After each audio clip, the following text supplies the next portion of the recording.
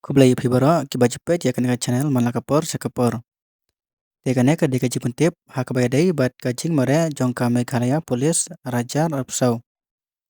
Te ya kaneka notice omdai bang suyo nangno hendrai palapanmi daka Central Recruitment Board Meghalaya Police Shillong.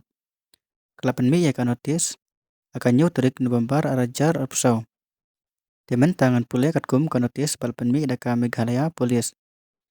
The Central Recruitment Board Meghalaya Police will be starting the physical efficiency test 18 November 2024 onwards. Candidates are advised to check the Meghalaya Police website for the instruction. Ka Meghalaya Police kan pensedang ya kajing mare ka physical efficiency test nado ka Karpatrik November arajar apsau.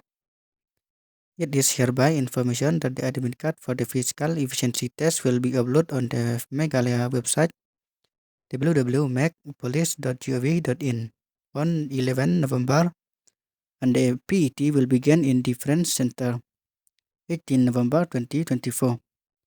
Candidates are advised to go to Meghalaya Police to download the admit card, which will be contain all the required detail regarding the PET center, PET dates and shift. Tena kamenta ka admit card kins upload haka official website Meghalaya Police nado ka Khadwetrik November arajar apsau.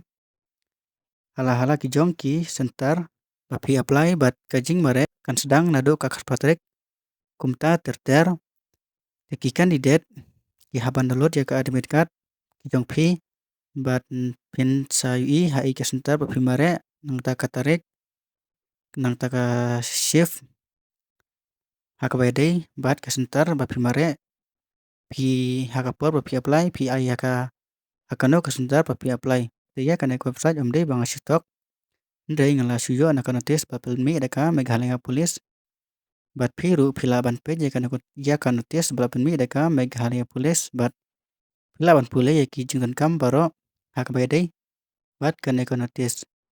Kitang kini kicing pentep hakabayadai bat kine keblai sibon.